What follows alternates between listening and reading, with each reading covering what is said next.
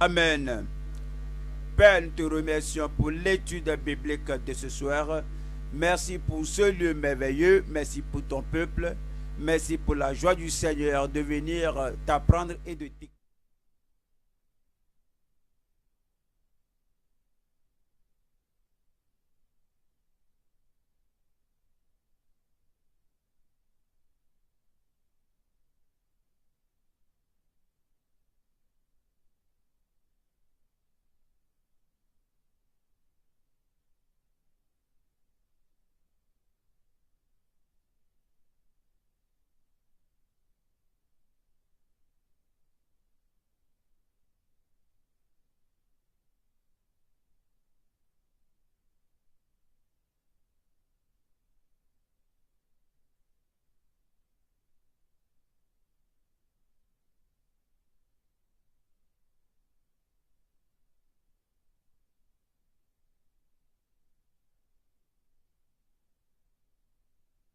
Cœur, que ce jour soit inoubliable dans leur vie au nom de Jésus-Christ.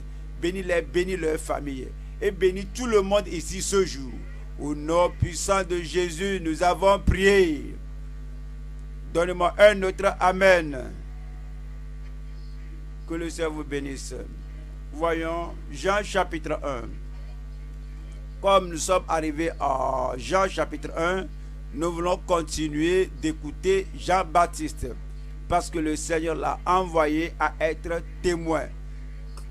Qu'il fut un grand témoin, un témoin fructueux, un témoin fidèle, un témoin focalisé. Il était un témoin qui a rendu témoignage du Seigneur Jésus-Christ. Il a parlé de Jésus aux gens.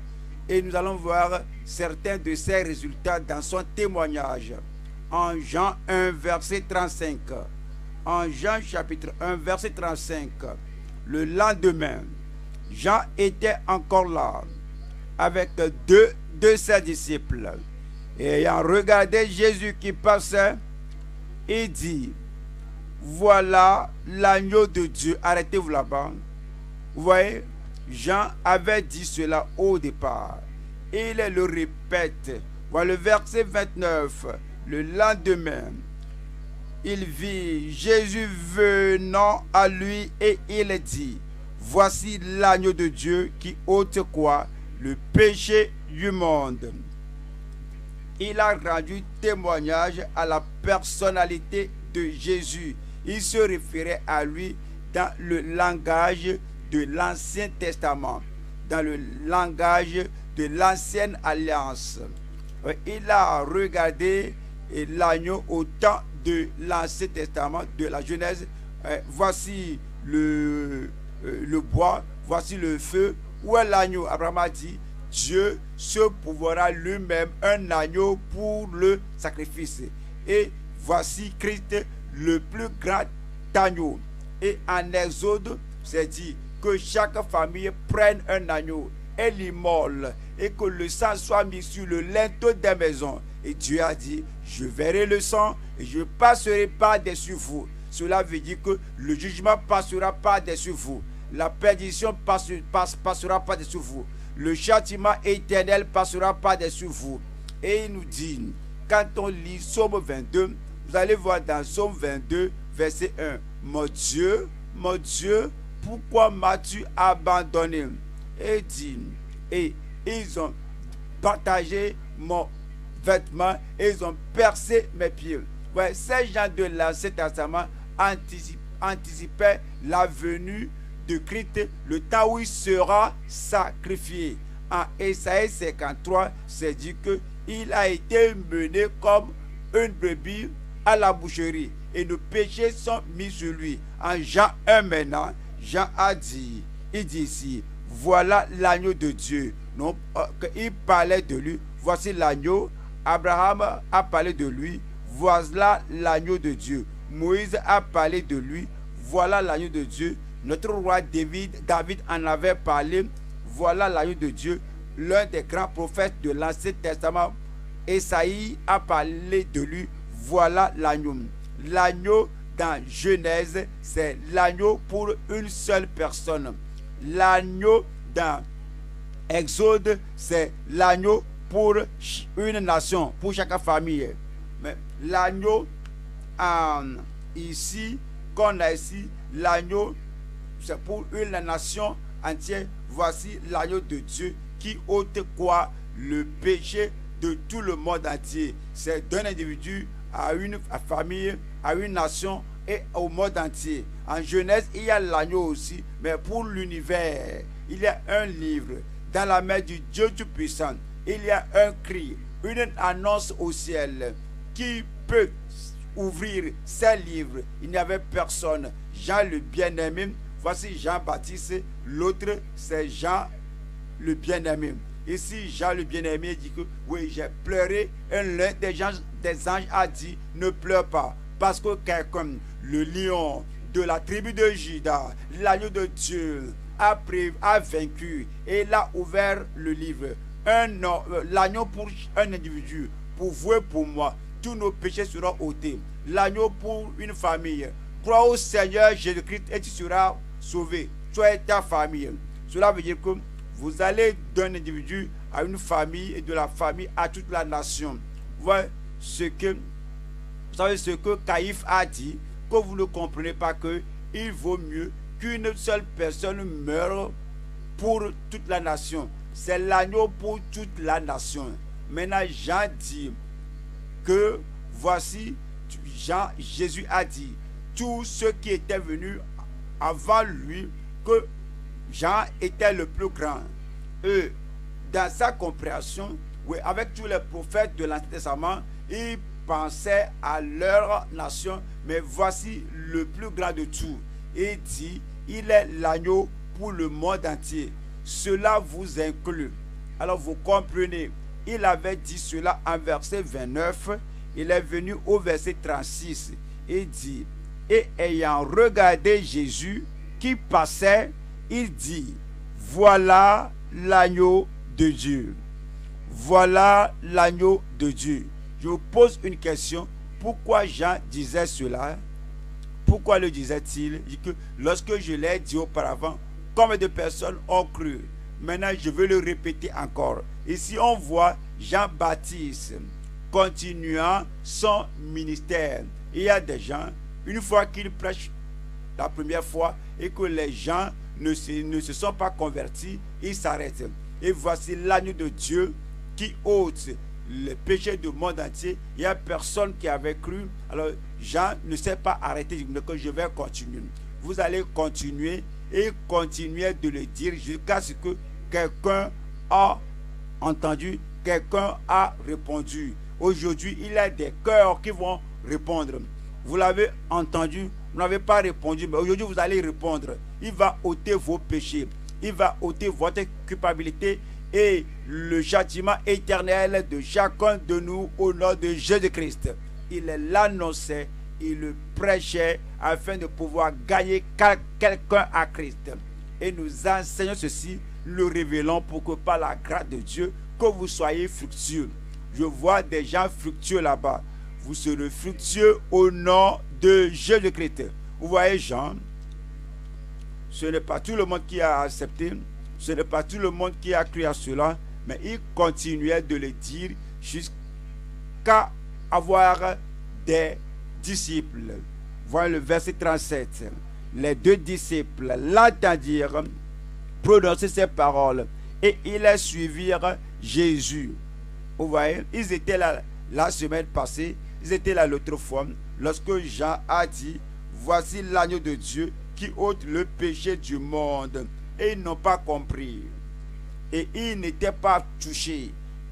Alors ils ne sont pas même aiguillonnés pour se mettre à l'acte. Mais aujourd'hui, Jean a continué sur son ministère. Vous allez continuer. Et avec comme il a parlé, ces deux disciples ont réagi. Le point est que tout ce que Dieu vous donne à faire, il faut continuer à le faire. Il faut continuer à le faire. Il faut continuer à le faire. Un jour, cela va porter du fruit. Vous allez porter du fruit au nom de Jésus-Christ. Jean n'a pas permis aux religieux qui n'acceptent pas ce qu'il disait de Jésus-Christ. Voyons cela en Matthieu 21 et voyons des gens qui se sont opposés à lui, qui n'ont pas accepté ce qu'il disait. Mais le secret du succès, c'est que quoi qu'il y ait des gens qui se sont opposés, comme il continue, il a réussi. Comme vous allez continuer, vous n'allez pas céder et votre vie deviendra fructueuse. En Matthieu 21, verset 23, Jésus se rendit dans le temple et pendant qu'il enseignait, les principaux sacrificateurs et les anciens du peuple vinrent lui dire: par quelle autorité fais-tu ces choses et qui t'a donné cette autorité? Jésus leur répondit: je vous adresserai aussi une question. Et si vous m'y répondez, je vous dirai par quelle autorité je fais ces choses. Écoutez bien, le baptême de Jean, d'où venait-il? Du ciel ou des hommes? Si nous répondons du ciel, il nous dira: pourquoi donc n'avez-vous pas cru en lui? Vous voyez Jean? Oui, quoi qu'il dise, quoi qu'il doit être Christ, tout le monde n'a pas cru. Mais cela ne lui a pas fait mal. Cela ne lui a pas fait fermer la bouche. Il y a des gens qui sont facilement blessés et des gens qui cessent de parler une fois qu'ils se lèvent, que ce soit dans le bus, que ce soit dans une gare ferroviaire, que Jésus est le Sauveur et par son sang, il va laver toutes les souillures de nos vies et par lui et lui seul nous serons sauvés. Et les gens disent que on ne sait pas ce que toi tu dis. Les gens là s'arrêtent. Vous n'allez pas s'arrêter. Vous n'allez pas s'arrêter. Voilà le verset 32. Verset 32. Verset 32. Car Jean est venu à vous. Car Jean est venu à vous dans la voie de la justice. Et vous n'avez pas cru en lui. Mais les publicains et les prostituées ont cru en lui. Et vous qui avez vu cela, vous ne vous êtes pas ensuite repentis pour croire en lui. Mais la joie de notre cœur, c'est que, quoique ces gens ne croient pas, il y a des gens qui ont cru. Moi, je crois. Je suis croyant. Quel que soit ce que les autres font et ne font pas, quelle que soit leur action ou leur réponse, moi, je crois à la parole de Dieu. Il faut le dire pour vous-même. Je crois à la parole de Dieu. Pensons à ce mot-là. Demeurer ou continuer. Je vais vous donner la clé qui rend la vie une vie de succès. La vie qui fait réussir le ministère. C'est la clé qu'on apprend de Jean. Quoi qu'il ait dit, que personne ne l'a accepté, il a dit, comme vous allez le redire, vous allez le faire, vous allez le prêcher, vous allez encore le dire, vous allez encore chanter, vous allez encore conseiller, vous allez encore aider les gens. Le secret, c'est de ne jamais céder. Je ne vais jamais céder. Pour continuer, c'est le secret du succès. Que ce soit dans la famille, dans une profession, dans notre vie chrétienne ou dans le ministère, il faut continuer. C'est le secret du succès. En Néhémie 5, Néhémie 5, 16, nous allons voir. Néhémie 5, 16, le mot que nous cherchons, c'est continuer. Ce sera écrit sur la table de notre cœur au nom de Jésus-Christ. Néhémie 5, verset 16. Bien plus, j'ai travaillé à la réparation de cette muraille. Il y a Tobia, il y a Tobija et il y a Tobia qui se lève à se moquer de lui, mais il dit que moi, je continue mon travail. Quel que soit ce que les gens disent, quel que soit ce qu'ils font, quelle que soit la réaction des gens, le mot demeurer ou continuer cela dans votre vie. En Luc 22, en Luc 22, verset, en Luc 22, verset 28. En Luc 22, 28. Vous êtes ceux qui avez persévéré avec moi dans mes épreuves. Avec les pharisiens qui n'ont pas cru, c'est vous qui avez persévéré avec moi. Je serai de ce nombre. Je vais persévérer. Je ne vais pas céder. Vous n'allez pas céder. Voyons Jean chapitre 8, verset 31. Jean 8, 31. Et il dit aux Juifs qui avaient cru en lui, si vous demeurez dans ma parole, vous êtes vraiment mes disciples. C'est facile d'avoir un bon départ, sans que je vais continuer. C'est en demeurant, en persévérant, en continuant. Et Jésus a dit que si vous demeurez dans ma parole, vous êtes vraiment mes disciples. En Acte 14, verset 22, en Acte 14, verset 22, fortifiant l'esprit des disciples, les exhortant à persévérer dans la foi. Vous priez, vous avez prié auparavant, et c'est comme la prière n'était pas exaucée. Qu'est-ce que vous allez faire? Vous allez encore prier de nouveau. Vous allez continuer. C'est comme j'ai été là, je l'ai essayé, j'ai même cru à la promesse de Dieu là. C'est comme la chose n'a pas travaillé. Qu'est-ce que vous allez faire? Vous allez encore continuer. Vous allez continuer dans la foi. Vous continuez à taper la porte du ciel. Je vous dis que pour vous, ce sera ce soir. La porte sera ouverte pour vous. En Acte 26. En Acte 26. Acte 26, 22. Mais grâce au secours de Dieu, j'ai subsisté jusqu'à ce jour. J'ai subsisté jusqu'à ce jour. Ouais, le succès est proche de vous là-bas.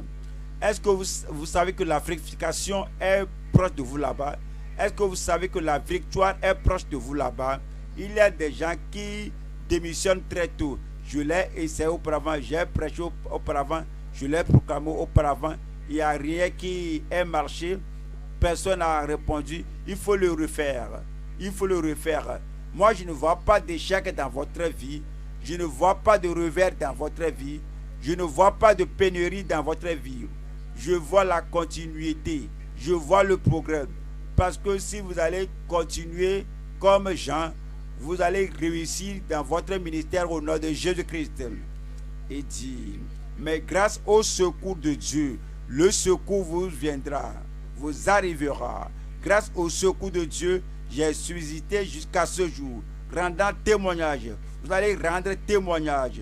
Rendant témoignage devant les petits et les grands, sans m'écarter en rien de ce que les prophètes et Moïse ont déclaré devoir arriver, savoir que le Christ souffrirait et que ressuscité le premier d'entre les morts, il annoncerait la lumière au peuple et aux nations. Et que je continue de l'annoncer en Philippiens 1, 25. Déjà le mot là est écrit dans votre cœur. C'est écrit dans votre esprit, dans votre cerveau, dans vos décisions. Vous êtes déjà un faiseur de décision, que j'ai pris ma décision et je vais demeurer, je vais continuer, je vais persévérer. En Philippiens chapitre 1, verset 25. Et je suis persuadé, je sais que je demeurerai et que je resterai avec vous tous. Je demeurerai et que je resterai avec vous tous pour votre avancement et pour votre joie dans la foi. En deuxième Timothée, en deuxième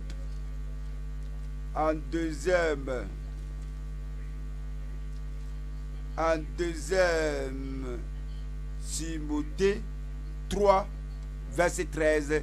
Mais les hommes méchants et imposteurs avanceront toujours plus dans le mal, égarant les autres et égarés eux-mêmes. Il y a des gens qui se dérangent au sujet de ce qui se passe autour d'eux. Là où vous vivez, il y a un lieu de ténèbres. la maison là est un couvent, l'autre là est ceci et cela. Les gens sont dérangés à cause des hommes méchants qui avancent toujours dans le mal. Il y a des gens qui nous racontent des histoires.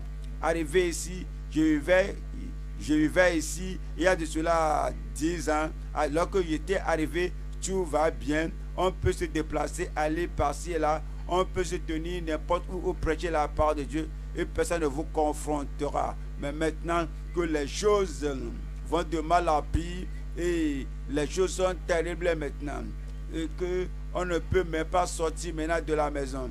Mais regardez, verset 13, mais les hommes méchants et imposteurs avanceront toujours plus dans le mal, égarant les autres et égarer eux-mêmes. Verset 14, toi demeure. Verset 14, toi demeure. La porte là que tu as fermée, que les choses deviennent pires, ouvre la porte là et sort. Le lieu là que tu as dit que non, je ne peux plus aller là-bas, je ne peux plus faire cela à cause de ceci et cela. Après tout, ils ne répondent pas. Ouvrez la porte et sortez. Soyez un homme de foi, une femme de foi. Vous allez réussir votre ministère au nom de Jésus-Christ.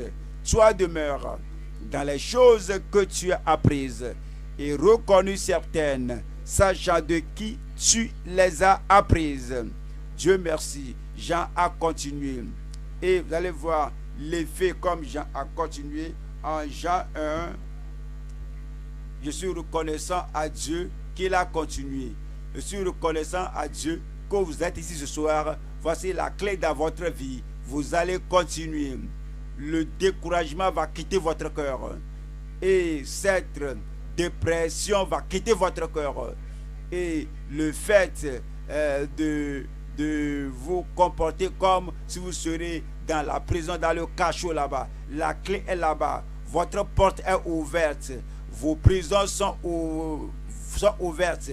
Et ces forteresses, je les ai ouvertes au nom de Jésus-Christ. Sortez, venez à la lumière et brillez. Ce que vous avez fait auparavant, que vous ne pouvez pas le faire, allez refaire cela et réussissez. Allez refaire cela et progresser. Revenons à Jean 1. À Jean 1, 35. Le lendemain, Jean était encore là avec deux de ses disciples.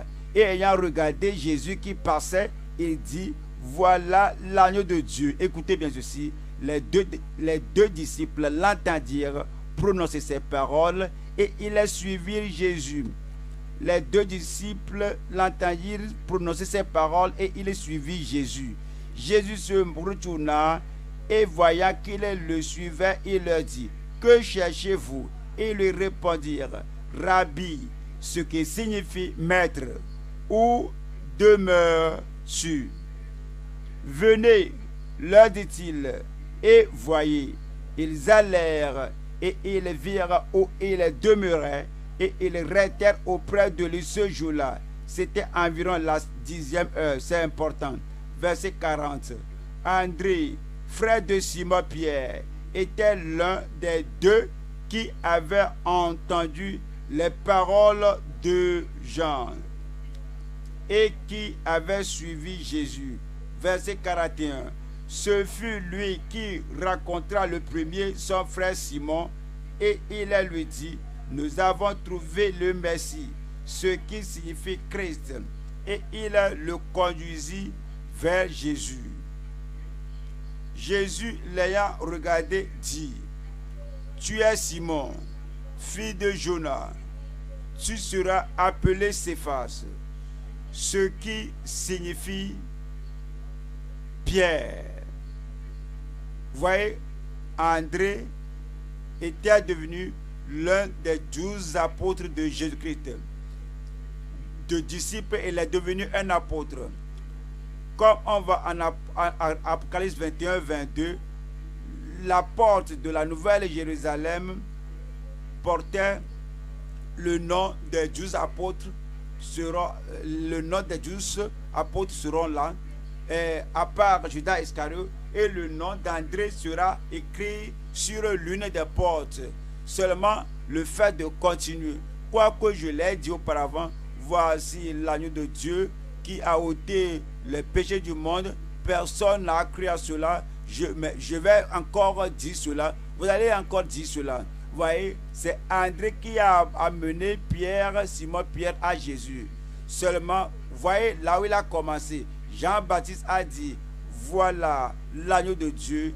Et cela a fait amener André. André a amené Pierre. Pierre est devenu le prédicateur qui a prêché au jour de la Pentecôte. Et 3000 personnes étaient venues au Seigneur. Vous pouvez ne pas le savoir que le résultat de votre ministère est ce que vous faites aujourd'hui. Il ne faut pas être découragé. Ne soyez pas découragé. Continuez de le faire. Et les fruits vont s'en suivre au nom de Jésus-Christ. Ce soir, le thème que nous avons devant nous est la conversion des premiers disciples de Christ. La conversion des premiers disciples de Christ. Nous allons voir 3 points.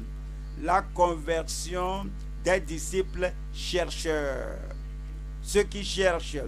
S'il y a un chercheur aujourd'hui, vous aurez quelque chose. Ce qui va changer votre vie. Ce qui va vous donner une nouvelle créature, une nouvelle vie, un nouvel homme avec une nouvelle puissance dans votre vie au nom de Jésus-Christ. Premier point, la conversion des disciples chercheurs. Deuxième point, la conviction des douteurs sincères. Comme on lit bien, vous allez voir que Philippe a parlé à Nathanaël. Nous l'avons trouvé, le Messie. Nous allons trouver le Christ. Nous avons trouvé le roi d'Israël. Nous avons vu le Fils de Dieu. Et Nathanaël a dit, y a-t-il quelque chose de bon qui puisse venir de Nazareth? Ouais, c'est là que certains s'arrêtent. Je leur ai dit, il n'a pas accepté. Je lui ai parlé de tout mon corps, sincèrement. Mais il a ajouté, il faut le dire encore. Philippe a dit, viens et vois. Il est venu et il ne s'est plus retourné. Vous êtes arrivé, vous n'allez pas vous retourner au nom de Jésus-Christ. La conviction d'un sincère douteur. Troisième point, la conséquence d'une dévotion ferme. Ceux qui viennent dans ce chapitre 1, ils sont déjà consacrés au Seigneur, dévoués. Il y a des gens qui n'ont pas soutenu leur conviction avec la consécration, que je décide de suivre Jésus, comme ce qu'on chante. Il est mon sauveur, il est mon Seigneur. Après une semaine, on ne les voit plus. Après un mois, ils disparaissent. Mais on voit ces gens-là. Ils sont des gens fermes. Ils sont des gens fermes et consacrés. Vous le serez au nom de Jésus-Christ. Premier point, la conversion des disciples chercheurs. Venons à Jean chapitre 1. À Jean chapitre 1, le verset 35. Le lendemain, Jean était encore là, avec 2 de ses disciples. Voici ce qu'il a suivi. Et ayant regardé Jésus qui passait, il dit, voilà l'agneau de Dieu. Les 2 disciples l'entendirent prononcer ces paroles et ils suivirent Jésus. Les 2 disciples l'entendirent prononcer ces paroles et ils suivirent Jésus. La question est, Jean n'avait-il que 2 disciples? C'est très important. On lui a posé la question là. Parce qu'on a dit que les 2 disciples l'entendirent. Il a dit, voilà l'agneau, ils l'ont suivi. Il avait plus de 2 disciples. Parce que quand on voit la parole de Dieu, vous allez voir qu'il a plusieurs autres disciples. Seuls ces 2 qui ont suivi le Seigneur Jésus-Christ. Voyons certaines références qui nous montrent qu'il a d'autres références, d'autres disciples. En Matthieu chapitre 9, verset 14. En Matthieu 9, je lis verset 14. Alors les disciples de Jean vinrent auprès de lui et dit, pourquoi nous et les pharisiens jeûnons-nous tandis que tes disciples ne jeûnent point? Et eux là, ils n'ont pas suivi Jésus. Ils sont demeurés disciples de Jean. Et que pourquoi nous, disciples de Jean, nous jeûnons à tout moment et tes disciples? C'est-à-dire qu'ils se sont séparés des disciples de Christ et tes disciples ne jeûnent pas. Je vais vous montrer quelque chose de très important. Il y a des gens qui sont des gens soudés. à l'ancienne religion. Ils sont des gens, il y a des gens qui sont soudés aux vieilles choses. Ils disent que notre église est grande, il se peut. Notre dénomination est merveilleuse, il se peut. Et ils disent que oui, notre maître, notre rabbi Jean-Baptiste, même a prophétisé avant qu'il soit né. Oui, il se peut que ces choses soient vraies. Maintenant, Christ est arrivé. Et Jean même a dit, voilà la personne, regardez-le, voilà l'agneau. Seuls 2 de ses disciples ont suivi. Le reste est resté avec Jean-Baptiste. Voyons Luc 11, verset 1. En Luc 11, verset 1. Pour vous faire montrer que Jean-Baptiste avait d'autres disciples qui n'ont pas suivi. Ils n'ont pas suivi sa déclaration, son annonce, ni réagir à la déclaration que voici l'agneau de Dieu. Luc 11, verset 1. Jésus priait un jour en un certain lieu. Lorsqu'il eut achevé, un de ses disciples, les disciples de Christ, lui dit, Seigneur, enseigne-nous à prier, comme Jean l'a enseigné à ses disciples. Il y a des disciples qui sont restés avec Jean. Et Jean a dit, je ne suis pas le Christ, je ne suis pas le Messie, je ne suis pas le Sauveur. Je suis la voix qui crie dans le désert. C'est pour vous montrer que celui qui vient, il vient après moi, mais il est plus puissant que moi, il est plus grand que moi. L'Esprit vient sur lui. Et le Père Céleste qui m'a envoyé a dit, celui sur qui tu viendras, l'Esprit descendre et demeurer, c'est le Fils de Dieu. Tous ses disciples ont entendu cela, qu'il parlait de Jésus-Christ, il leur révélait Jésus. Mais vous savez, ils sont restés dans ce niveau bas de religion et ils sont restés dans ce camp. Ils n'ont pas suivi Jésus. Quelle est la conséquence de cela? Laissez-moi vous montrer Acte 18. Acte 18. Quand vous écoutez la parole de Dieu, nous ne disons pas que c'est tout le monde qui puisse dire ici que je n'ai jamais visité une église, mais quand on voit quelque chose de plus élevé, quelque chose de plus grand, quand vous avez une révélation que le Seigneur vous donne, et le même Jean que vous suivez, maintenant il vous dit, voilà l'agneau de Dieu, voici l'agneau de Dieu. Alors 2 de ses disciples ont répondu, et toi tu es assis. Pourquoi tu es assis? Pourquoi ne pas te lever? Parce que quelque chose de grand vous attend. Quelque chose de plus grand vous attend. Voyons, Acte 18, je lis verset 24. Acte 18, 24. Un juif nommé Apollos, originaire d'Alexandrie, homme éloquent et versé dans les Écritures, vint à Éphèse. Écoutez bien. Il était instruit dans la voie du Seigneur et fervent d'esprit, il annonçait et enseignait avec exactitude ce qui concerne Jésus, bien qu'il ne connût que le baptême, de Jean. Voici cela. Jusqu'à ce que Jean mourut, tout ce qu'il écoutait, c'est Jean. Et après la mort de Jean, Christ est arrivé, et il pourrait entendre parler de Jésus-Christ. Il aurait pu entendre parler des miracles de Jésus-Christ que ces autres disciples-là, ce qu'ils ils ont écouté, ce que Jean a dit, ils ont suivi Jésus-Christ. Il est resté avec Jean. Quoi qu'il soit fervent, quoi qu'il connaissait, quoi qu'il connût l'Écriture, il était limité parce qu'il n'a pas réagi à ce que Jean a dit. Voilà l'agneau de Dieu. 26. Il se mit à parler librement dans la synagogue. Aquila et Priscille, l'ayant entendu, le prirent avec eux et lui exposèrent plus exactement la voix de Dieu. Comme il voulait passer en Achaïe, les frères l'y encouragèrent et écrivirent aux disciples de le bien recevoir. Quand il fut arrivé, il se rendit par la grâce de Dieu très utile à ceux qui avaient cru, car il réfutait vivement les Juifs en public, démontrant par les Écritures que Jésus est le Christ. à la dernière heure. Passez à cela. Acte 2 est parti. Lorsque les gens ont reçu le baptême du Saint-Esprit, ils n'étaient pas là. Disciples de Jean. Et je n'ai ni or ni argent, mais ce que j'ai, je te le donne au nom de Jésus de Nazareth. Lève-toi et marche. Apollo n'était pas là. Chapitre 5, 6, beaucoup de sacrificateurs ont obéi à la foi. L'homme là était là et il s'accrochait à Jean-Baptiste. C'est qu'il connaissait.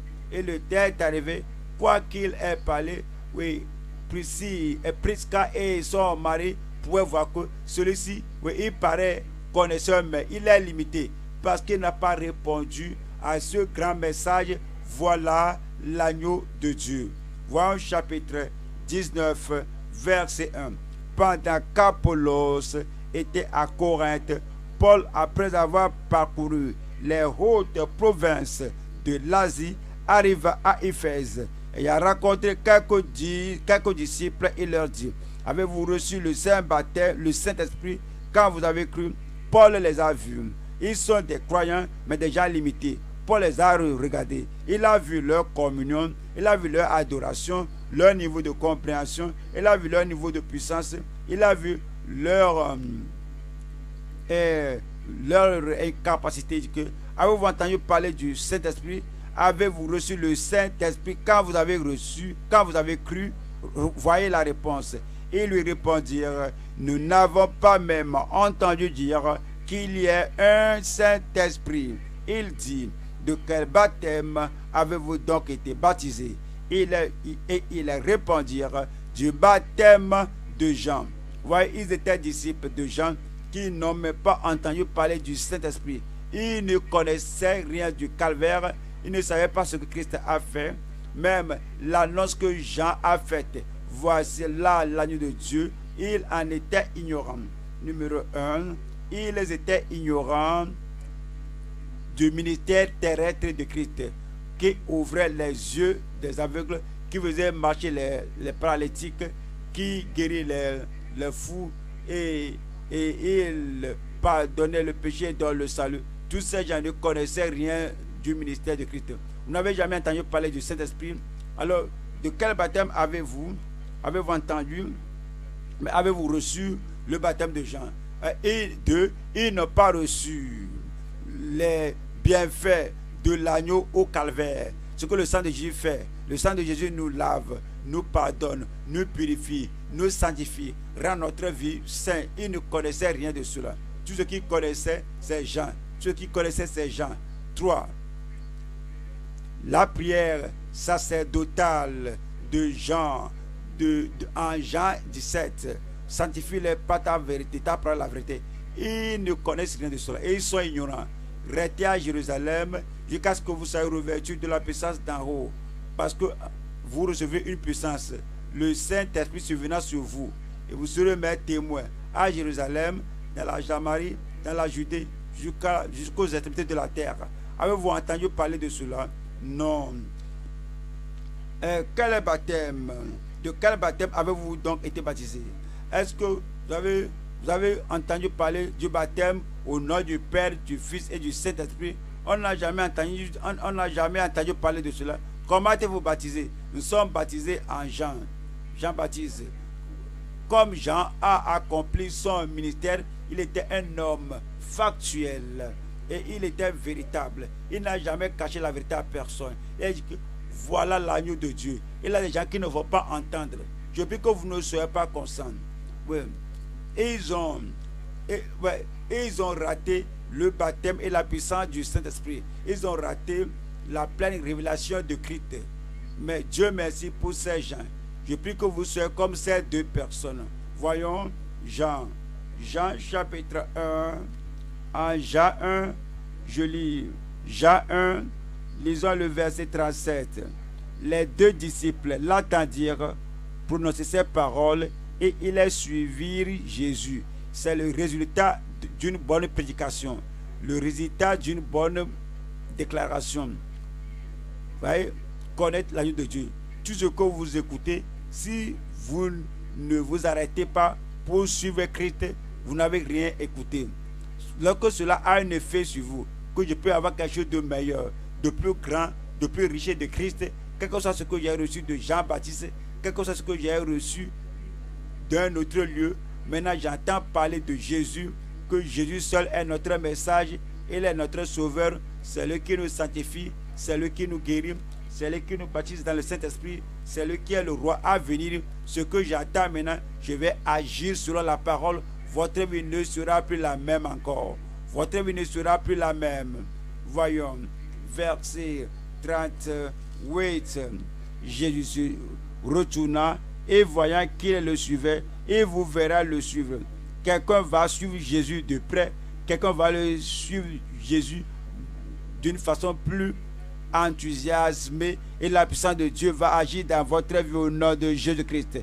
Et lui répondirent, et leur dit, que cherchez-vous? Il lui répondit, Rabbi, ce qui signifie maître, où demeures-tu? Venez, leur dit-il, et voyez. Le Seigneur vous invite. Venez voir, vous verrez le salut. Venez voir, vous verrez le salut. Venez voir, vous verrez la puissance. Venez voir, vous verrez l'onction. Venez voir, vous verrez une grande vie. Un grand futur s'ouvrira pour vous parce que Christ vous invite. Venez voir. Ils allèrent et ils virent où il demeurait. Et ils restèrent auprès de lui ce jour-là. C'était environ la 10e heure. André, frère de Simon-Pierre, était l'un des deux qui avait entendu les paroles de Jean et qui avait suivi Jésus. Ce fut lui qui raconta le premier son frère. Allez chercher votre frère. Allez chercher votre frère. Allez chercher votre soeur, votre mère, votre père, ou vos frères, ou bien vos collègues, vos camarades. Vous ne pouvez pas cacher ceci. Cela bénit votre vie. Cela bénira leur vie. Cela enrichit votre vie spirituellement. Cela va enrichir leur vie au nom de Jésus-Christ. Vous savez, vous ne pouvez pas dire ce que la personne deviendra sur la terre et ce qui deviendra arriver au ciel. Vous ne pourrez pas dire les gens qui viennent au Seigneur par toi, et quand ils viennent, ils disent que Dieu merci pour ta vie, Pierre, on va me remercier. Regardez l'homme là, c'est l'homme calme là, André, c'est lui qui m'a amené à Jésus. Où serais-je s'il n'y aura pas d'André? Où serez-vous quand il n'y a pas d'André? Quelqu'un doit savoir que vous avez reçu Jésus et que vous touchez leur vie. Donc, cela n'exige pas beaucoup de sagesse, beaucoup d'efforts ou beaucoup d'écriture. Je ne connais pas la Bible. Regardez ceci, tout ce qu'il a dit. Il dit ici que ce fut lui qui racontera le premier son frère Simon et lui dit, nous avons trouvé le Messie, ce qui signifie Christ. Je l'ai expérimenté, je l'ai vu, il m'a regardé, j'ai la paix dans mon cœur, j'ai découvert le prince de paix, il a ôté ma culpabilité et ma condamnation, je l'ai trouvé. Pourquoi ne pas venir? Avant que Pierre ne dise quelque chose, il l'a pris par la main, il l'a amené à Jésus. Quelqu'un t'a amené, quelqu'un t'a amené. Vous allez amener une autre personne. Vous ne serez pas stérile. Vous allez porter de fruits. Verset 42. Et il le conduisit vers Jésus. Jésus, l'ayant regardé, dit, tu es Simon, fils de Jonas. Regardez cela. Il ne l'a jamais rencontré. Il dit que tu es Simon, fils de Jonas. Si tu es élève de la Bible, étudiant de la Bible, vous allez voir que ce qu'on appelle la parole de connaissance. La parole de connaissance. Par l'Esprit. C'est un don de l'Esprit. Et ce don de l'Esprit est dans le Seigneur Jésus-Christ. Il a vu comme ça et dit, ton nom est Simon et ton père est Jonas. Et il dit que, il a dit autre chose. Tu seras appelé Céphas. C'est la parole de foi. La puissance pour transformer sa vie. Que tu ne seras plus ce que tu étais. Quand vous rencontrez de nouveau le Seigneur cette nuit, vous ne serez plus tel que vous étiez arrivé ici au nom de Jésus-Christ. Vous étiez timide, il va vous renforcer. Il va vous investir de puissance. Il va vous encourager. La puissance du Seigneur va pénétrer dans votre vie au nom de Jésus-Christ. Et puis il dit, et le lendemain, Jésus voulant se rendre en Galilée, et il rencontra Philippa. Il lui dit, suis-moi. Il lui dit, suis-moi. Regardez un peu ici. Pour vous voir, il y a de diverses manières que les gens viennent au Seigneur. Dans le cas d'André et les autres là, ils ont entendu parler Jean. Voilà l'agneau de Dieu. Par cette parole, cela est devenu un pont sur lequel ils pouvaient marcher pour venir à Jésus. Dans le cas de Simon, ce n'était pas Jean-Baptiste, c'était André qui l'a raconté. Tu es mon frère, tu me crois. Celui-ci est merveilleux. Et que je t'ai menti auparavant, je te dis que je l'ai rencontré. Ce Jésus-là de Nazareth, je l'ai rencontré. Celui dont la Bible a parlé dans l'Ancien Testament. Est-ce que tu sais qu'il est arrivé? Est-ce que tu sais qu'il est là maintenant? Allons maintenant. Et ainsi que Pierre est venu connaître le Seigneur. Ouais, Philippe n'était pas invité par celui-ci et cela. Jésus lui-même l'a trouvé. Il a dit, suis-moi. Tout comme Matthieu, tout direct. Suis-moi. Et comme l'apôtre Paul, le Seigneur l'a rencontré. Il a connu le Seigneur. Ce qu'on dit, c'est que vous n'allez pas penser que tout le monde va connaître le Seigneur comme vous. Mais voyons verset 44. Philippe était de Bethsaïda, de la ville d'André et de Pierre. Philippe rencontra Nathanaël et lui dit, nous avons trouvé celui de qui Moïse a écrit.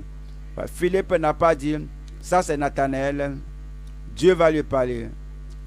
Personne ne m'a parlé. Personne ne m'a appelé. Personne ne m'a appelé. Jésus lui-même m'a appelé. Comme Jésus m'a appelé, donc j'attends, je ne vais dire à personne, Jésus va les appeler. Non, ce n'est pas comme ça. Il y a de diverses méthodes pour diverses personnes à venir au Seigneur. Philippe savait ça, que je vais jouer mon rôle. Comme vous allez jouer votre rôle, je vais faire ce qui m'incombe. Et vous allez dire à la personne là qui ne connaît pas. Philippe rencontre Nathanaël et lui dit, nous avons trouvé celui de qui Moïse a écrit dans la loi et dont les prophètes ont parlé, Jésus de Nazareth, fils de Joseph. Finalement, il a amené au Seigneur. Il avait son doute. Ce qui nous conduit au deuxième point, la conviction d'un douteur sincère. La conviction d'un douteur sincère. Continuons. La Bible, verset 45, Philippe rencontra Nathanaël et lui dit, nous avons trouvé, je prie que vous le trouviez, nous avons trouvé celui de qui Moïse a écrit dans la loi et dont les prophètes ont parlé, Jésus de Nazareth, fils de Joseph. Nathanaël lui dit, peut-il venir de Nazareth quelque chose de bon? Que cela ne vous repose pas, que cela ne vous fasse pas croiser les bras et vous recroqueviller, rentrer dans la coquille. Nous sommes dans un monde incrédule. Ces gens, ils ne croient à rien. Je ne vois pas qu'ils m'enlèvent ce que j'ai déjà. J'ai déjà ma conviction. Je sais que Jésus est le Messie. Jésus est le Christ. Regardez ce qui est arrivé maintenant. Je lui parle seulement. Je suis très content. Je lui ai parlé que je l'ai trouvé. Celui dont Moïse a parlé, c'est-à-dire Jésus de Nazareth. Regardez-moi sa réponse. Celui-ci là, je ne vais pas lui permettre de me décourager. Je le laisse tout seul. Ou pas les laisser tout seul. Un changement viendra. Voilà, il dit que Philippe a dit ici, qu'est-ce qu'il a dit? Il dit quoi que? Il dit, peut-il venir, Nathanaël a dit, peut-il venir de Nazareth quelque chose de bon? Philippe lui répondit, viens voir. Il ne faut pas argumenter, il dit, viens voir. Quand ils viennent, ils verront quelque chose. Quelque chose va changer leur vie. Vous serez content d'être utilisé par le Seigneur d'amener Nathanaël. Parce qu'à partir de ce jour, le Seigneur vous utilisera plus que jamais. Si vous étiez une personne timide, une personne introvertie, aujourd'hui, vous allez sortir de votre coquille et vous allez parler de Jésus aux gens que vous avez trouvés. Il m'a sauvé. Est-ce qu'il vous a sauvé? Ah, vous allez leur parler. Jésus va les sauver. Leur vie deviendra différente au nom de Jésus-Christ. Viens voir. Viens voir. viens et vois. 47. Jésus, voyant venir à lui Nathanaël, dit de lui, voici vraiment un Israélite dans lequel il n'y a point de fraude. Voici vraiment un Israélite dans lequel il n'y a point de fraude. Nathanaël serait très stupéfié. Il serait très surpris. Et peut-il venir quelque chose de bon de Nazareth? Comme il venait, Jésus l'a regardé. Philippe ne l'a même pas présenté à Jésus. Et que je t'ai vu là-bas, que vraiment, voici un Israélite dans lequel il n'y a point de fraude. C'est vraiment un douteur, mais sincère. 48. D'où me connais-tu? Lui dit Nathanaël. Où est-ce que tu m'as rencontré? Je ne t'ai même pas rencontré, mais je doutais de toi-même que y a-t-il quelque chose de bon qui puisse sortir de Nazareth? Voilà la réponse. Jésus lui répondit avant que Philippe t'appelât. Quand tu étais sous le figuier, je t'ai vu. Parole de connaissance. Je sais là où tu étais. Je connais ton nom. Je sais là où tu étais. Avant que Philippe ne te voie, ce que Philippe ne connaît pas de toi, je connais tout de toi. Nathanaël répondit et lui dit, Rabbi, tu es le Fils de Dieu, tu es le roi d'Israël. Tu es le roi d'Israël. Il ne l'a pas dit tout ça sur lui-même. Comme il a vu Jésus, vous allez voir Jésus cette nuit. Il sera votre sauveur. Il va pardonner vos péchés. Quand vous voyez Jésus comme ça, une nouvelle vie va rentrer dans votre âme. Une nouvelle compréhension va rentrer dans votre esprit. Et puis il dit et que tu es le Fils de Dieu et tu es le roi d'Israël. Il était un douteur sincère et tous ces doutes ont disparu. La transformation a lieu dans sa vie. La transformation dans le sens qu'il est devenu un converti, purifié et nettoyé. Et il n'est plus retourné au monde. Cette nuit, le Seigneur va vous laver, va vous purifier. Vous allez même oublier les choses sales de votre vie. Il va ôter votre condamnation au nom de Jésus-Christ. 2. Il est devenu un chrétien consacré. Cet homme Nathanaël, il dit que tu es le Fils de Dieu, tu es le roi d'Israël, je me soumets. Je soumets ma vie à toi. Il est devenu un disciple consacré, dévoué. Quel chapitre de Jean étudions-nous ce soir? Dites-le-moi à haute voix. Quel est le dernier chapitre de Jean? Alors vous allez ouvrir. Ouvrons le dernier chapitre de Jean. C'est quel chapitre ça? Jean 21. On lit de Jean 1. On a rencontré Nathanaël. Voyons Jean 21. Voyons Nathanaël. Verset 2. Simon-Pierre, on a rencontré auparavant. Thomas, appelé Didyme. On a entendu parler de lui aussi. Quel est le nom qui suit là? Nathanaël de Cana en Galilée. Nathanaël de Cana en Galilée. Du chapitre 1. Depuis lors, depuis le temps qu'il a connu le Seigneur, il a continué. Je vais continuer. Je vais continuer. En chapitre 2, il était là. 3, il était là. Et Dieu, voici le roi d'Israël. Je soumets ma vie à lui. Je me donne totalement à lui, sans réserve. Il est devenu un disciple fidèle jusqu'à la fin. Jusqu'à la fin. Je prie que l'engagement là vienne dans votre vie aujourd'hui au nom de Jésus-Christ. Il est devenu un adorateur qui adore. Que voici le Fils de Dieu et qu'il a reconnu et il a appelé le roi d'Israël. Il est aussi devenu un saint sanctifié. Il était là lorsque Jésus a prié pour sanctifier par ta vérité. Ta parole est la vérité.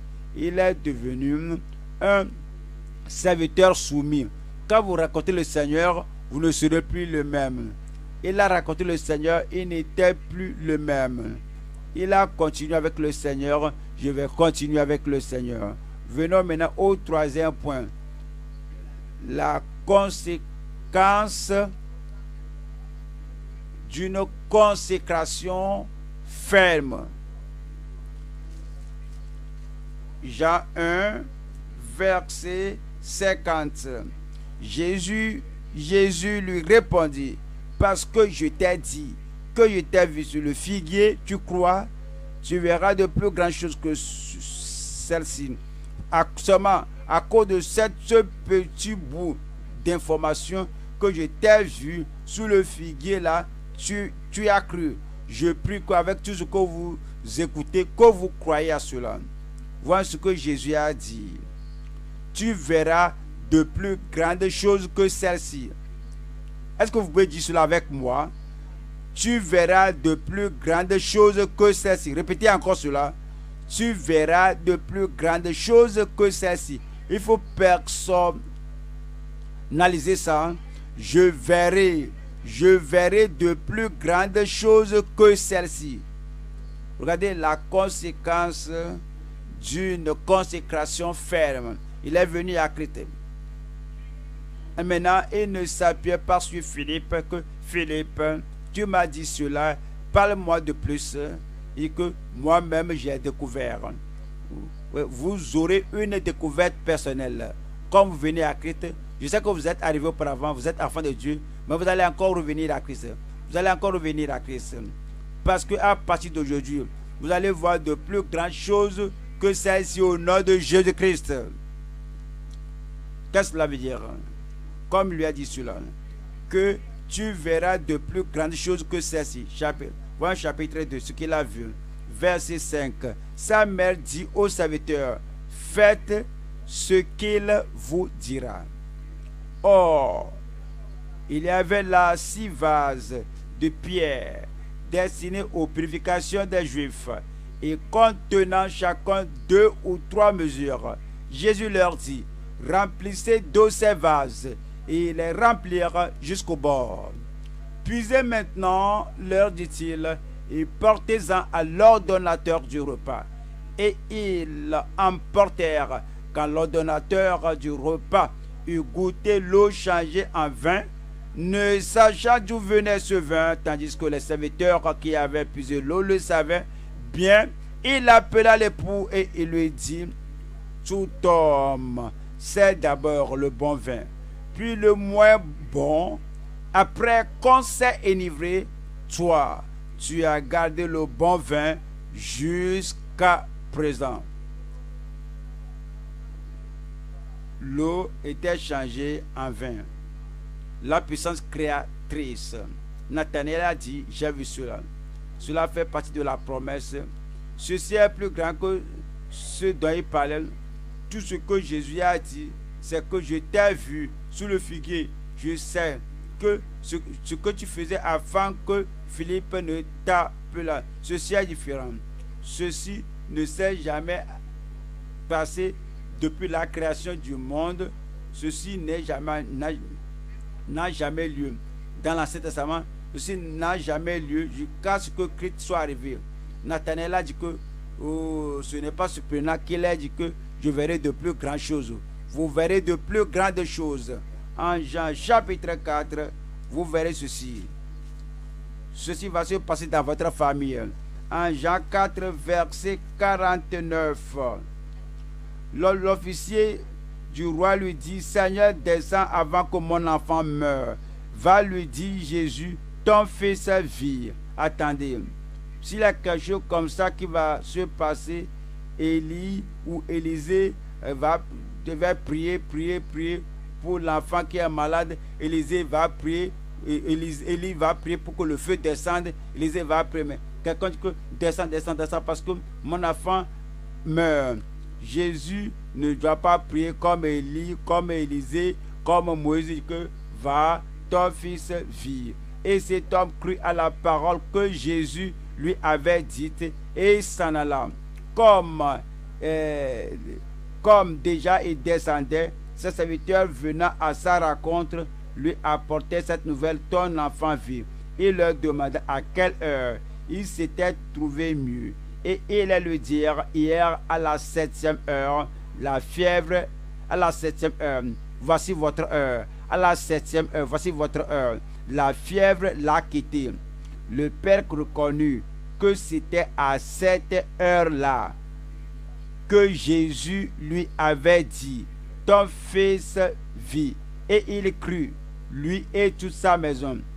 Nathanaël a dit, j'ai vu une autre chose. Et que Jésus lui a dit, que tu m'appelles roi d'Israël, tu m'appelles le fils de Dieu, continue de me suivre. À partir d'aujourd'hui, tu verras de plus grandes choses. Il a vu ce qui est arrivé en chapitre 2, il a vu ce qui s'est passé en chapitre 4, voire chapitre 5 maintenant, verset 5. Là se trouvait un homme malade depuis 38 ans. Tu n'as jamais vu ceci. Jésus l'ayant vu coucher et sachant qu'il était malade depuis longtemps, lui dit, veux-tu être guéri? Le malade lui répondit, Seigneur, je n'ai personne pour me jeter dans la piscine, car l'eau est agitée, et pendant que j'y vais, un autre descend avant moi. Lève-toi, dites-moi à haute voix, lui dit Jésus, prends ton lit et marche. Verset 9, tout le monde, 1, 2, 3, allez-y, aussitôt, votre miracle vient aussitôt. Voilà, Nathanaël regardez tout ce que Jésus a dit. Que tu me reconnais comme le roi des Juifs, tu me reconnais comme le Fils de Dieu, continue de me suivre. À partir d'aujourd'hui, tu verras de plus grandes choses que celle-ci. Il était surpris. Chaque chapitre le surprenait. Chaque jour l'étonnait. Comme vous venez au Seigneur aujourd'hui et vous connaissez le Seigneur de façon plus intime pour le reste de votre vie, il y aura de miracles surprenants dans votre vie. Il y aura la puissance surprenante dans votre vie au nom de Jésus-Christ. Aussitôt, cet homme fut guéri, et prit son lit et marcha. C'était un jour de sabbat. Je lis chapitre 6, verset 19. Chapitre 6, verset 19. Après avoir ramé environ 25 ou 30 stades, ils virent Jésus. Qu'est-ce qu'il faisait? Marchant sur la mer. Il vit Jésus marchant sur la mer. Avez-vous vu cela auparavant? Avez-vous entendu cela dans l'Ancien Testament? Est-ce que vous avez entendu cela de quelqu'un? Est-ce que vous avez entendu cela de Jean? Que venez voir. Quand vous suivez le Seigneur, Jésus lui a dit, je t'ai dit que je te connais quand tu venais. Je t'ai dit que je t'ai vu sur le figuier. Viens, tu verras de plus grandes choses. Soudain, Nathanaël, avec les autres disciples, ils ont vu le Seigneur Jésus-Christ marchant sur la mer et s'approchant de la barque. Et il eut peur. Mais Jésus leur dit, c'est moi, n'aie pas peur. Il voulait donc le prendre dans la barque, et aussitôt la barque aborda au lieu où il allait. Il y aura le calme dans votre âme. Il y aura le calme dans votre esprit. Voilà, chapitre 8. Je saute quelques chapitres. Il y a des choses merveilleuses partout, mais on ne peut pas tout lire. Chapitre 8, verset 56. Abraham, votre père, a tressailli de joie de ce qu'il verrait mon jour. Il avait s'est réjoui. Les Juifs lui dirent, tu n'as pas encore 50 ans et tu as vu Abraham? Jésus leur dit, en vérité, je vous le dis, avant qu'Abraham fût, je suis. Voyons, verset 59. Là-dessus, Nathanaël a vu quelque chose. Là-dessus, ils prirent des pierres pour les jeter contre lui. Mais Jésus se cacha. Faut comprendre. Il était au milieu d'eux. C'était une assemblée comme ça. Il a dit ce qu'il a dit. Parce qu'il s'interrogeait. Toi là, tu es un jeune. Et tu dis que oui, Abraham a vu mes jours et s'est réjoui. Qui es-tu? Eux n'ont pas vu Abraham. Mais Christ avec eux, avant qu'Abraham fût, je suis. Et que ça, c'est un blasphème. Alors ils ont pris des pierres pour le lapider devant eux. Là-dessus, il prit des pierres pour les jeter contre lui. Mais Jésus se cacha et il sortit du temple. Et il sortit du temple. Et il sortit du temple. Et Jésus passait pas avec les pierres dans leurs mains. Christ les a passé par le milieu de tous ces gens et ils n'ont rien fait. Ça, c'est le Fils de Dieu. C'est lui qui était en autorité. Il va vous protéger. Il va vous préserver. C'est ce qu'il a dit. Que vous verrez de plus grandes choses. Je prie pour vous. Qu'à partir d'aujourd'hui, vous verrez Jésus dans sa beauté. Et vous verrez Jésus dans sa gloire. Venir à Christ va apporter le surnaturel dans votre vie. Voilà chapitre 9, verset 1. Jésus vit en passant un homme aveugle de naissance. Verset 7. Et il lui dit, va et lave-toi au réservoir de Siloé, nom qui signifie envoyé. Il y alla, se lava et s'en retourna, voyant clair. Vous allez voir. La mauvaise vision deviendra bien claire. Les yeux aveugles s'ouvriront. Parce que vous allez voir de plus grandes choses que celle-ci. La stérilité va disparaître. L'angoisse de votre vie va disparaître. Parce qu'il vient avec la puissance. Sur moi, tu verras de plus grandes choses que celle-ci. Chapitre 11, 39. Jésus dit, ôtez la pierre. Quelle que soit la pierre qui empêche votre bénédiction, ce soir, ôtez la pierre là. Marthe, la sœur du mort, lui dit, Seigneur, il sent déjà, car il y a 4 jours qu'il est là. Jésus lui dit, ne t'ai-je pas dit que si tu crois, tu verras la gloire de Dieu? Il y a des croix ici cette nuit. Et le ôtèrent donc la pierre. Et Jésus leva les yeux en haut et dit, Père, je te rends grâce de ce que tu m'as exaucé. Pour moi, je savais que tu m'exauces combien de fois toujours, mais j'ai parlé à cause de la foule qui m'entoure, afin qu'ils croient que c'est toi qui m'as envoyé. Ayant dit cela, il cria d'une voix forte, que tout le monde lise, Lazare sort. Et le mort sortit. La chose morte dans votre corps sortira. Le cerveau mort là sera ranimé. Les affaires mortes là vont reprendre vie. L'enfant mort dans les entrailles va reprendre vie. Et le mort sortit les pieds et les mains liés de bandes, et le visage enveloppé d'un linge. Jésus leur dit, déliez-le et laissez-le aller. Où êtes-vous? Déliez-le et laissez-le aller. Toutes vos chaînes sont ôtées. Toutes les servitudes sont ôtées. Déliez-le et laissez-le aller.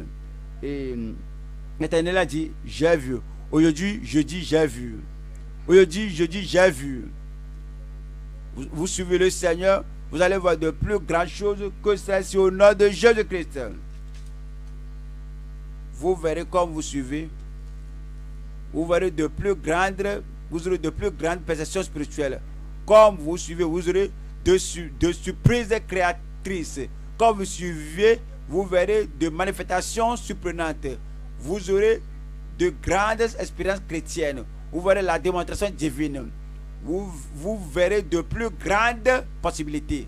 Il y aura la protection, la préservation, l'accomplissement des promesses de Dieu, de nouvelles choses au quotidien, de nouvelles puissances au quotidien, de nouvelles perceptions au quotidien. À cause de la ferme consécration, je vous dis, venez à lui. Je vous dis, invoquez-le. Je vous dis, confessez-le. Et je vous dis, accrochez-vous à lui. Continuez avec lui. Consacrez-vous à lui. Et vous allez vaincre à travers lui. Venez, continuez et vainquez. Regardez tous ces gens ici. Ils sont venus, ils ont continué, ils ont vaincu. La clé est maintenant dans ta main.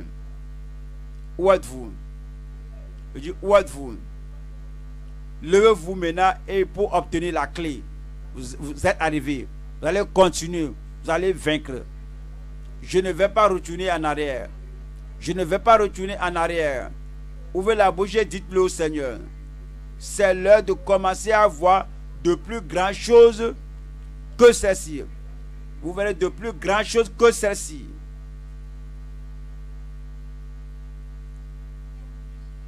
Venez découvrir. Venez. Il est la révélation en Christ. La puissance en Christ. L'autorité en Christ. Il ne faut pas douter.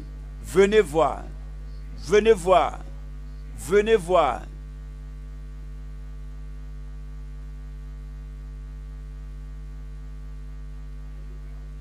Quand vous venez, accrochez-vous à lui. Continuez avec lui. Il ne faut pas le laisser. Il ne veut pas vous laisser. Et vous verrez de plus grandes choses que celles-ci.